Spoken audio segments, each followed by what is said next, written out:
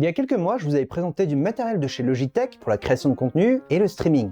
Un micro haut de gamme appelé Bluesona qui arrive à capter et à retranscrire avec brio notre voix dans une qualité professionnelle. Niveau tarif, c'est assez salé parce que c'est vendu à 349 €. Et je vous avais présenté également une lumière sous forme de barre LED qui est efficace pour avoir une belle lumière en face caméra. Ça s'appelle la LitraBeam et c'est vendu à 119 €. Vous êtes plusieurs à m'avoir remercié sur les réseaux pour mon retour d'expérience, ça m'a fait super plaisir. Et là, il y a environ quelques semaines, Logitech m'a recontacté afin que je vous présente deux nouveaux produits. On est sur une collaboration commerciale dans le but de vous fournir mes retours sur les points positifs et négatifs. Le premier produit, c'est un nouveau micro qui coûte cette fois-ci 2 fois moins cher. Il se nomme le Yeti GX. Il n'a pas besoin de carte son, il fonctionne en USB-C pour un tarif de 159 €. Et le second produit, c'est une version améliorée de la LitraBeam qui se nomme la LitraBeam LX. Cette fois-ci, on passe de 119 à 169 €. J'étais déjà très content de la précédente version, qui est d'ailleurs l'éclairage que j'utilise au quotidien, comme vous pouvez le voir derrière moi. J'utilise pour des vidéos conf professionnelles ou alors en guise de lumière d'appoint pour ne pas m'abîmer les yeux. Oh, j'ai failli oublier le plus important. Je suis le Capitaine Groschard. Et je vous propose de commencer mon retour d'expérience sur la LitraBeam LX de chez Logitech. À l'ouverture, on a une box qui indique un mode d'emploi simple à comprendre, suivi du socle, du bras et de la barre LED qui est nettement plus imposante en termes d'épaisseur. Car cette fois, on a un éclairage blanc pour la partie facecam et un éclairage sur l'arrière pour pimper son setup avec du RGB à gogo. Pour alimenter la barre, la précédente version nécessitait uniquement un câble USB-C. Soit on le branchait sur le PC, on avait un éclairage, on va dire normal, et si on le branchait sur une prise USB secteur, on avait droit à l'intensité maximale de la LitraBeam. La version LX, là, c'est genre obligatoire. Il faut une prise secteur qui est cette fois-ci fournie avec la LitraBeam LX. Donc là, il faut clairement de la puissance. Pour piloter cet éclairage, il y a deux manières, soit en étant connecté en USB à son PC, soit en utilisant la fonction Bluetooth, comme pour la précédente version. L'objet reste toujours minimal et élégant, cependant, il y a un petit point qui me chiffonne sur la partie apparence, c'est son aspect visuel. Alors, ok, c'est beau, c'est minimal et tout, mais là, comme on a un éclairage à l'avant et à l'arrière, Logitech était forcé de mettre les câbles sur la tranche. De ce fait, si maintenant la LitraBeam est située sur le haut ou sur le côté de l'écran, mais genre vraiment sur le côté de l'écran,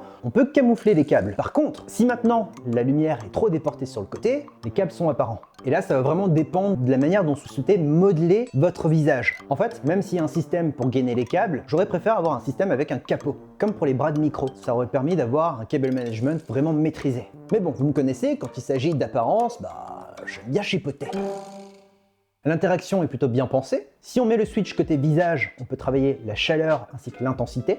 Et si on met le switch côté RGB, on peut travailler l'intensité ou le mode RGB, avec différents effets comme la respiration, le mode fixe, le mode rainbow, etc. etc. Et si on passe par l'application G-Hub, on peut travailler avec plus de précision, on peut travailler la vitesse, on peut choisir de l'éclairage bien spécifique, genre un peu de rose par-ci, un peu de bleu par là et pourquoi pas du orange. Et surtout, on a droit à plein de presets. Si jamais on n'est pas à l'aise avec les réglages, c'est plutôt pratique. Par contre, ce qui est dommage, c'est qu'on ne peut pas faire ça depuis son smartphone. Alors, il y a une application mobile qui existe pour Logitech, mais ça ne détecte pas la LitraBeam malheureusement.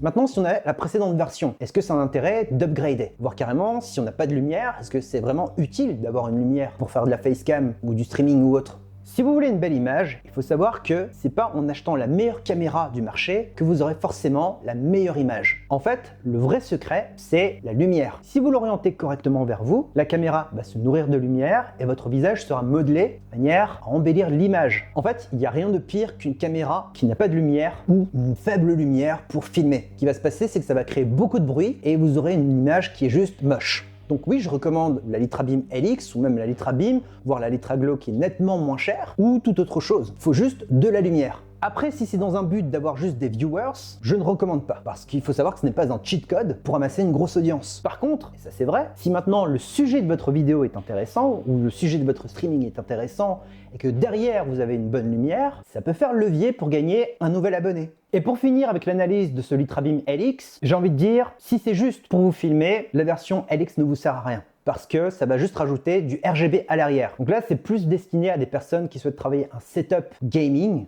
plus qu'autre chose. Si ce n'est pas le cas, prenez la LitraGlow ou la version LitraBeam classique. Ça fera largement le job. On va passer maintenant au micro.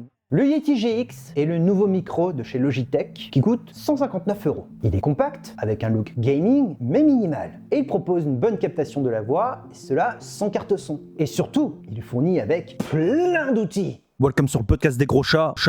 Aujourd'hui, on va parler de cornflakes et de chaussettes. Oh my god, oh my god, oh my god, oh my god. En vrai, pour un micro de cette taille, en USB-C, je suis assez étonné par sa captation de la voix. Et j'ai aussi beaucoup aimé toute la souplesse et la facilité de pouvoir retravailler sa voix depuis le logiciel G-Hub. En fait, il suffit de s'enregistrer, de faire play et on s'entend en boucle, afin d'apporter plus d'émotion à notre voix. Là, c'est ma voix sans traitement, il n'y a pas de Blue Voice ou quoi que ce soit, pas d'effet. Et ça, c'est ma voix avec le mode Blue Voice où j'ai amplifié ma voix pour qu'il y ait un peu plus d'impact, un peu plus de caractère. Souvenez-vous, je vous avais dit dans la précédente version, il y a des gens qui ont beaucoup de chance parce qu'ils sont nés avec une voix qui impose, ou du moins qui est agréable à écouter, et du coup, c'est beaucoup plus prenant. Niveau ergonomie, c'est assez simple. On a une grande molette crantée pour gérer le gain d'entrée. On a un bouton mute. Et il y a une option que j'adore beaucoup, c'est le clic molette qui permet d'activer ce qu'on appelle le verrouillage intelligent. Hadouken! Hadouken!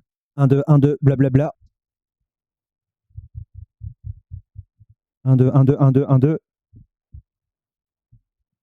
1, 2, 1, 2. 1, 2, 1, 2, 1, 2, 1, 2, 1, 2.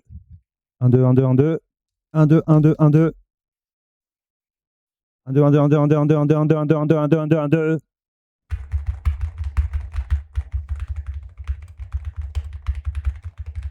Ah, j'ai failli oublier, il y a aussi la grosse molette sur le côté. Ça, on l'avait déjà sur le Blue Yeti. En fait, il y a une grosse molette pour pouvoir orienter le micro. C'est tout bête, mais je préfère 100 fois mieux ce genre de système que des petits bitoniaux à trifouiller pour justement resserrer le micro quand il s'agit de l'orienter. Niveau construction, tout est ok, sauf l'espèce de bras du micro qui est fait de plastique. Si vous le mettez sur un bras et que vous forcez trop son orientation, il y a le risque d'avoir une petite fissure, voire pire, de le casser pour le rendre inutilisable. Comme le Litrabeam LX, on peut contrôler l'espace RGB avec un éclairage fixe, une respiration ou autre. Alors après, est-ce que ça vaut son prix ? Si c'était uniquement le micro, je dis bien uniquement le micro, sans logiciel, sans rien du tout, j'aurais pas mis plus de 100 €. Vraiment. Par contre, le G-Hub, avec ce micro, je trouve que c'est plutôt bien fichu. En fait, les ingénieurs qui ont bossé sur les différents presets, les différentes commandes pour pouvoir justement travailler sa voix, c'est genre juste royal. En fait, il faut le voir plus comme un smartphone. Il n'y a pas que la partie hardware, il y a aussi la partie software, comme iOS ou Android. Ça délivre une expérience avec une ergonomie définie, de manière à pouvoir faire ce qu'on souhaite. De ce fait, je dirais que le tarif est justifié, même si j'aurais préféré plutôt un tarif à 120 €. J'espère que ce compte rendu vous aura plu. Si jamais vous voulez en savoir plus sur le Bluesona ou sur la Litraglo, voire la Litrabeam première version, je vous ai mis les liens qui se trouvent juste au-dessus de ma main. Vous avez juste à cliquer. On se retrouve prochainement pour une nouvelle vidéo. Sur ce, je vous dis à très bientôt, portez-vous bien, c'était le Captain Gros Chat, bisous!